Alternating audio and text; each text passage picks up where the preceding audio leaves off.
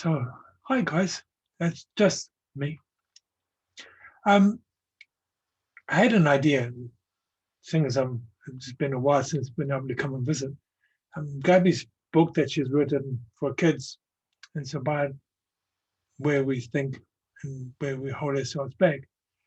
And it's a really cool book. I mean, I've read it 2 or 3 times now, and it just still makes me smile.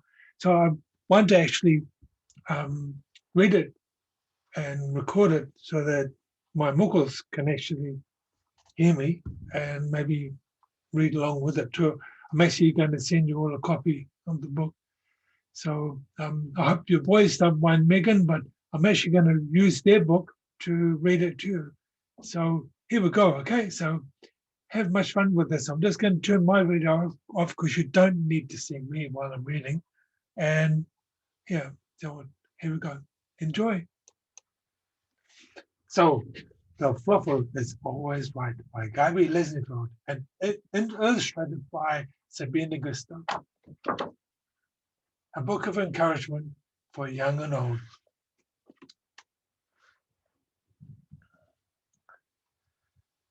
I cannot. 10, 9, 8. Flo counted backwards in his mind. When they get to 1, I will jump. 7, 6, 5. He blinked and looked at the sparkling blue water in front of him. 4, 3, 2. He got hot and rumbles in his tummy. I can't, he whispered. I just can't. He closed his eyes and felt tears welling up. Blast, blast, blast. I'm such a failure. Everyone else just jumps. Only I'm too chicken. Flo opened his eyes and looked at the lake, still sparkling in the sun. He was standing on the wooden jetty that reached out from the bank into the water, where all his friends ran up and jumped into the water, just like that. Only he just couldn't. Sadly, Flo turned and walked back to the bank. I hope no one I know was watching. He thought as he heard someone giggle, he just blushed. I'm sure they were laughing at me. He hung his head, trotted to his towel, picked up his stuff and got on his bike.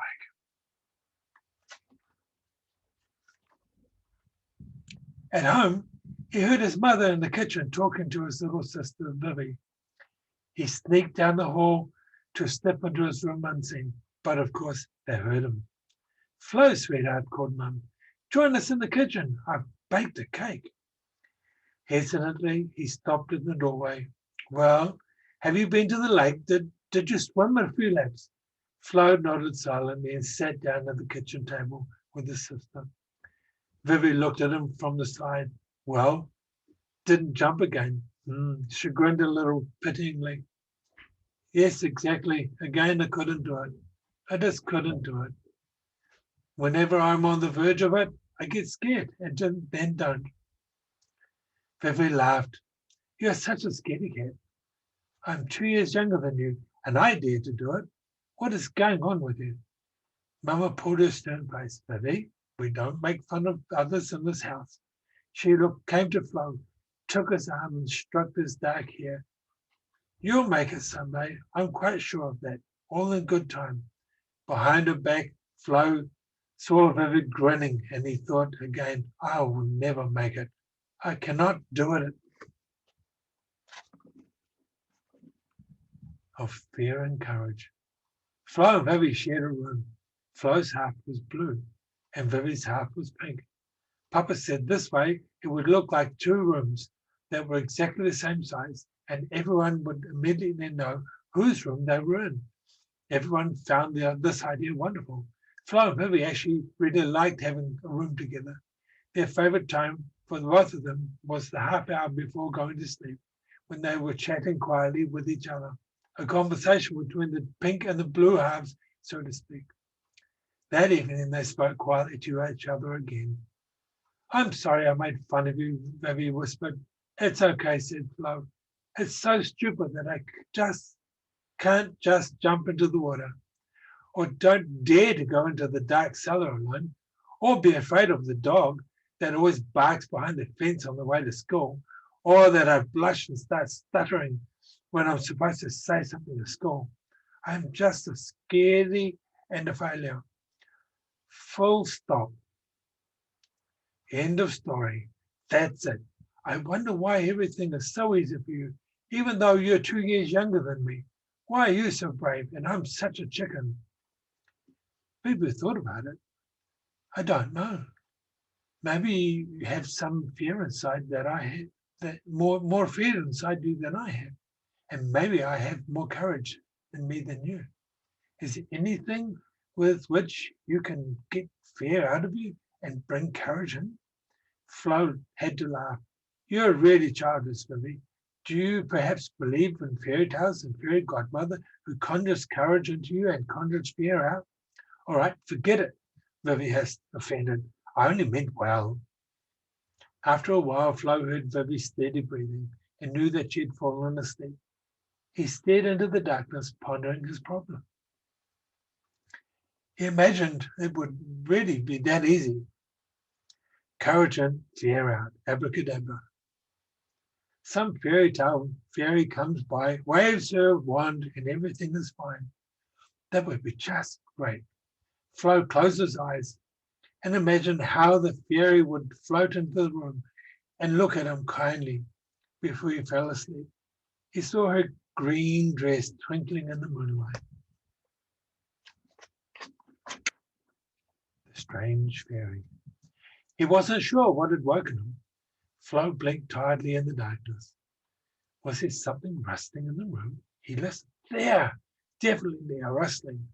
Hopefully no mice. He was afraid of mice. They could sneak into his bed at night and nibble on his toes, or hide in his sneakers, or...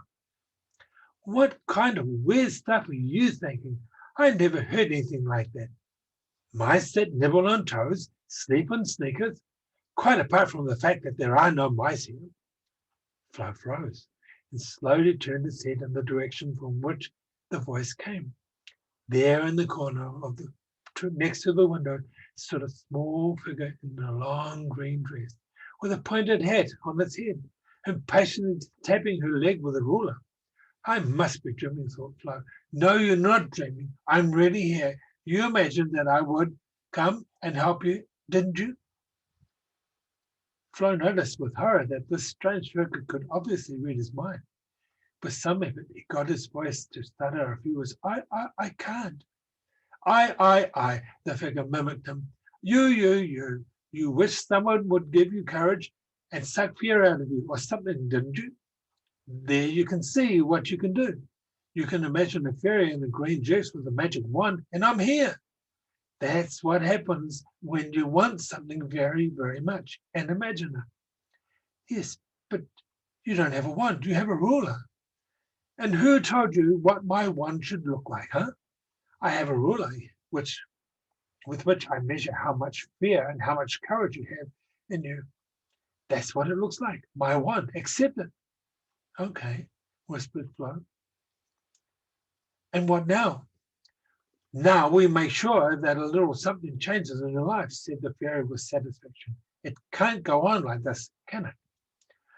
Yes, okay. And what should I do now? Just listen. I'll tell you how it all works, and when you finally understand, I'll leave you alone with your Floffl. Floffl?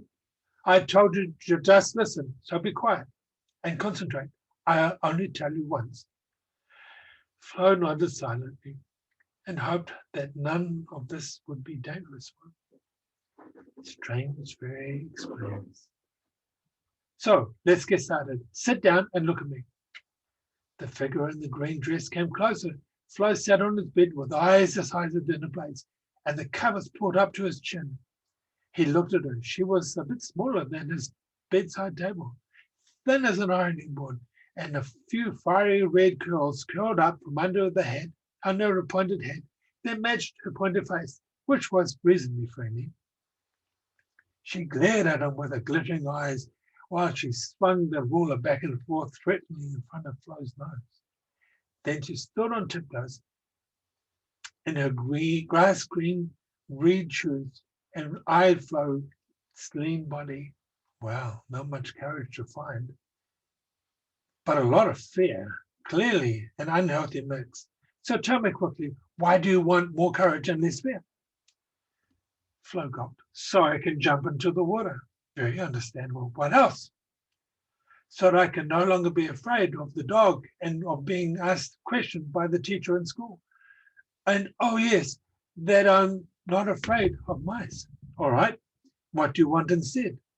I want to be brave and be able to do everything the others do and not be laughed at anymore and be strong. And yes, I get it. I got it. No problem. This is totally understandable. Then let's get started. Flo looked at her hopefully. No problem. Oh, that's great. Thanks. Yes, we already know that. So the following, the mice that jump into the water, the dog behind the fence, all of the other stuff that scares you, it's just in your head. And she hit his forehead firmly with the ruler. Ouch, said Flo, rubbing the spot over his right eye that she had hit with the ruler. Is that all? Just in my head? Yes, exactly. That stuff.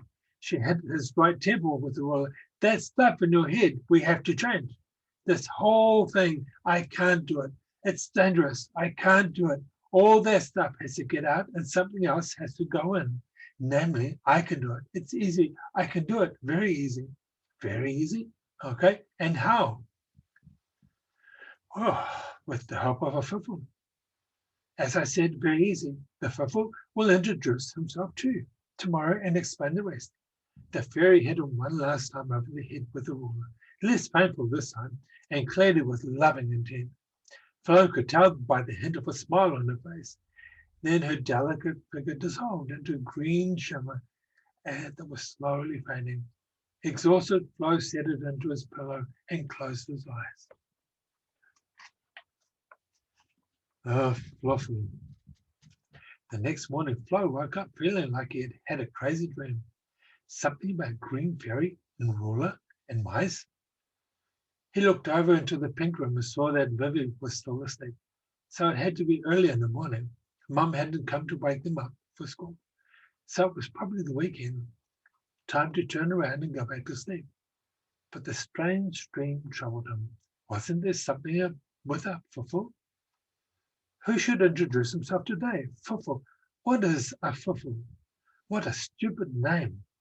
Well, the name is not my fault, strictly speaking. It's your fault. And by the way, my name is Floffl. And as I said, it's your fault. So stop blaming me for it. Startled, Flo sat up in bed. There was a voice by his bed. He heard it very clearly. A voice that had answered his thoughts. Oh no, someone else who could hear his thoughts.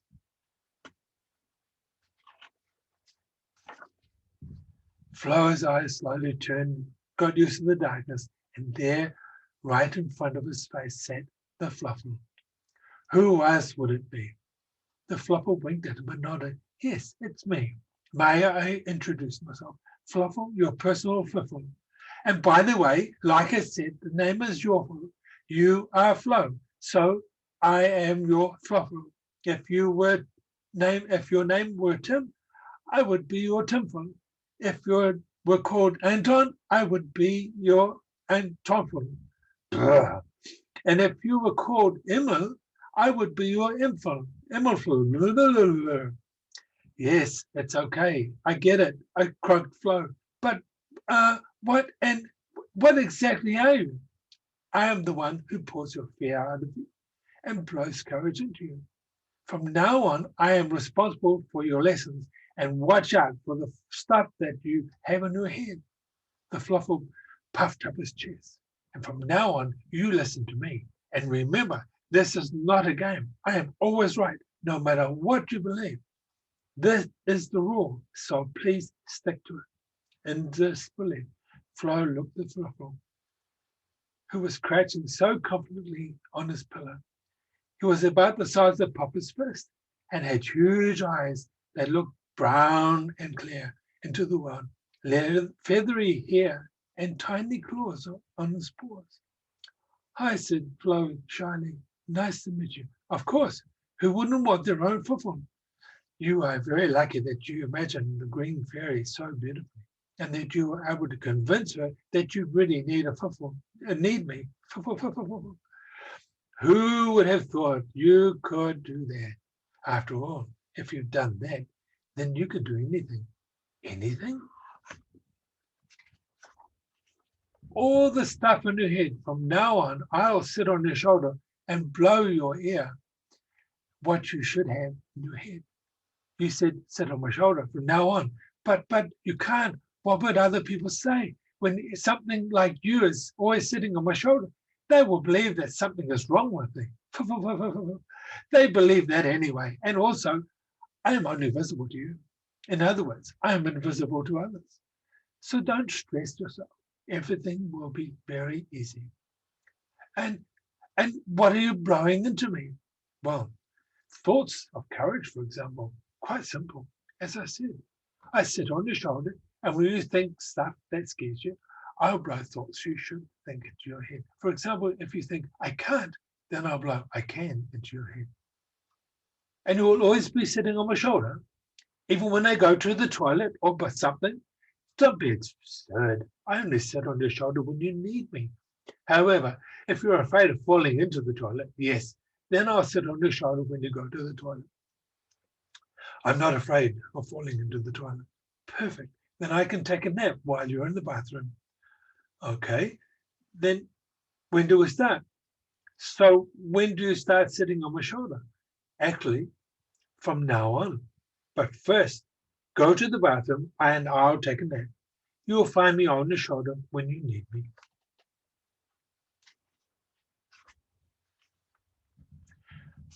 Floffl is always right.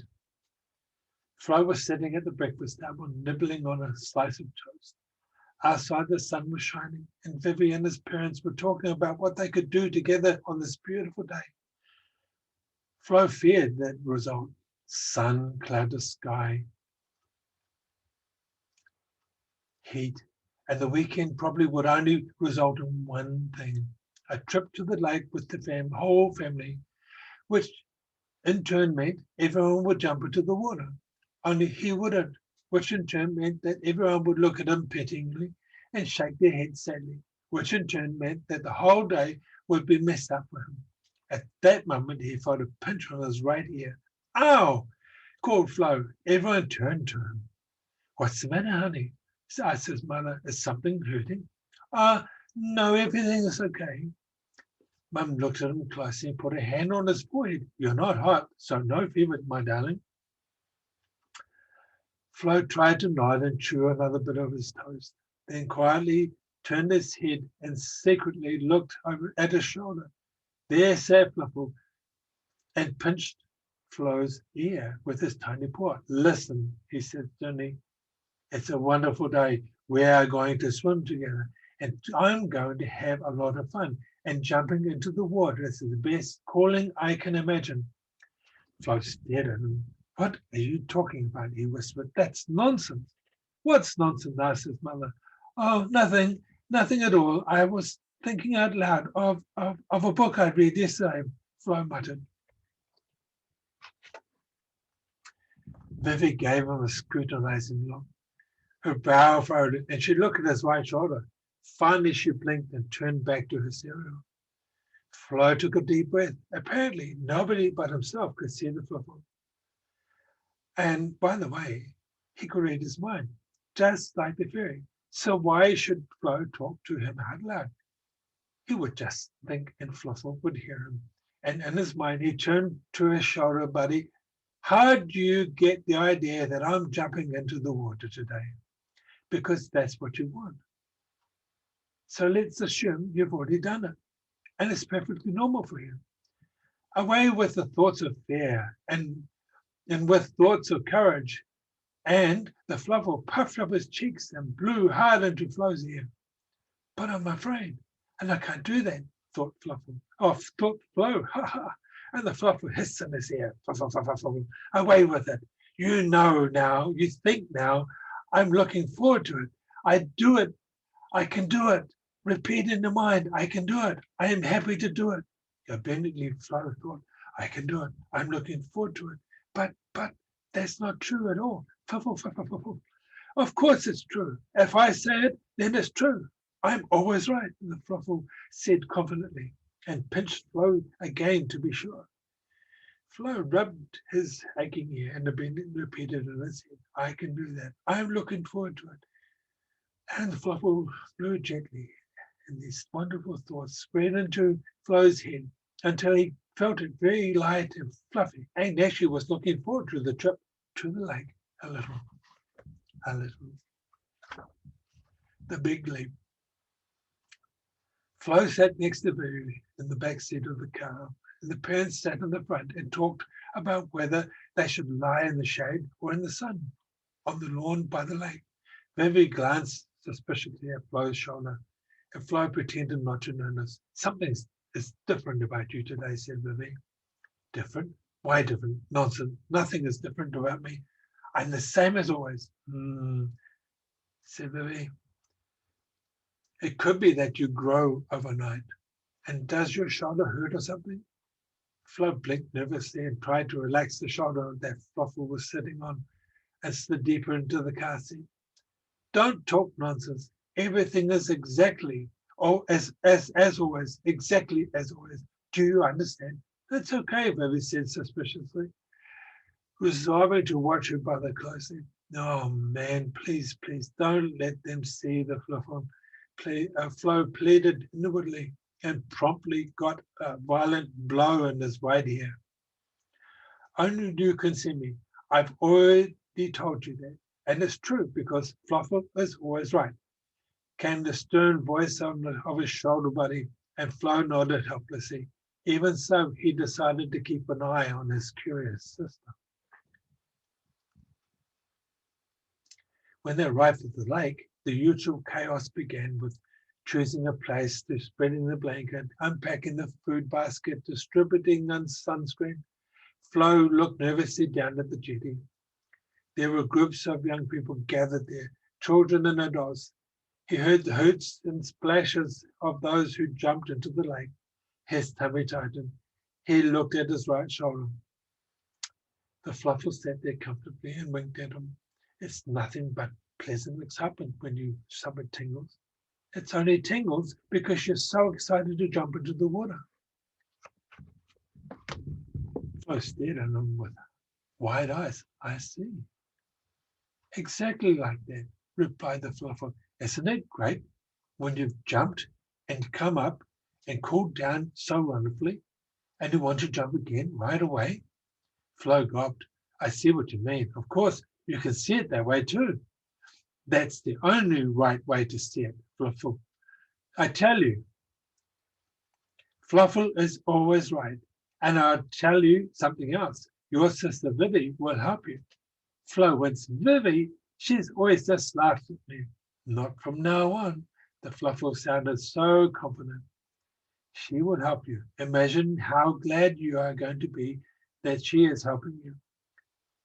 Flo nodded uncertainly. Okay, she's helping me, and I'm glad that she is helping me. It's great that she helps me. He felt an appreciative thud in his ear. Exactly that. You got it. She helps you. You can do it. It's very easy. You are happy. Are you coming to the jetty or do you want to keep staring at your shoulder? He heard Vivi call. Come on, let's jump together. An encouraging pinch in his ear actually made Flo stand up and trot after his sister. His knees trembling. In his head he heard either Floffl or his own thoughts. He could no longer tell the difference between them exactly. I'm looking forward to it. It's fun. It's very easy. I can do it. Vivi looked at him expectantly. It will happen today. I know it. Come on, let's hold hands. And on three, we jump together. 1, 2, and 3. And they jumped. Flo jumped. When they reappeared, Flo gasped for air. He had let go of Vivi's hand, and now he looked into her laughing face next to him in the water. Yay, you did it. See, I told you. You just have to listen to me. Well, obviously, Floffl wasn't the only one who always wanted to be right, but Flo was too happy to be angry with his little sister. He actually made it, and it wasn't bad at all. It was fun. Hooray! he heard Floffl giggling, and again, exactly, thought Flo. And he heard and called to Vivi, come on, I race you to the ladder. A wonderful evening. Flo lay on his blue harp and listened to Vivi's calm breathing from the pink harp. He thought back over the day, and in his head he saw himself jumping into the water again. He felt the joy of that moment, and after the first leap, he had jumped a few more times. And Vivi and his parents had congratulated him. Mum had looked at him very proudly. In fact, he was very proud of himself too. Very proud and very happy. He turned on his side and looked at the Floffl. He was sitting comfortably next to him on the pillow and tapped him invitingly on the nose with his paw. Well, what did we learn today? That I can jump into the water, that it is fun, and that it was a great day. Flo answered with a grin. What else? Something else? I have no idea. What do you mean, no idea? You have learned that it depends on what thoughts you have in your head. Thoughts of courage or thoughts of fear. With thoughts of courage, you jump, and with thoughts of fear, you don't jump. Right, you're right. I really learned that, said Flo, astonished. Tell me, is that also possible with the stupid dog who always barks when I walk past? It works like that with everything, even with the mice that nibble your toes, giggled Floffl. Flo blushed. All right, that was a stupid thought. The Floffl nodded. Stupid thought, exactly. A stupid, fearful thought. If you were to think of a courageous thought, what would it be? Asked the Floffl and looked at Flo with his math teacher, like his math teacher at school. Flo thought about it. There are no mice in my bedroom. Mice don't care about my toes. Mice are cute. The Floffl looked at him almost lovingly. That's a good start. And now I'm tired. We're going to sleep now, and the Floffl snuggled onto the pillow and closed his big eyes. Flo followed his example and closed his eyes too. But there's something else occurred to him. Floffl? What? Tell me, will you stay with me forever now? Because I still have to practice a little with the courage because of the dog and so on. The Floffl opened one eye and looked at him in surprise. Of course, the lessons continue as long as it is necessary. I'll stay until you know yourself what to think. And that won't take very long. I know that. And you know the Floffl is always right. Yes, said Flo, I know. And with that, while Floffl closed his googly eye again, Flo sighed in relief and also closed his eyes. Chair.